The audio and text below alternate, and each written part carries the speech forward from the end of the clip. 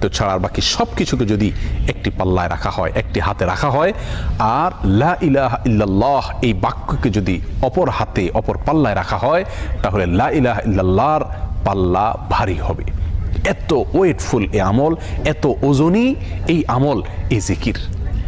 অর্থাৎ আল্লাহ সুবহানাহু ওয়া তাআলা মুসা আলাইহিস সালামকে যে বার্তা দিলেন সেটি হলো লা ইলাহা ইল্লাল্লাহর চাইতে ওজনী, এর চাইতে ওয়েটফুল, এর চাইতে ভারী, এর চাইতে শ্রেষ্ঠ, এর চাইতে মর্যাদাপূর্ণ কোনো জিকির আল্লাহর জমিনে আর নাই।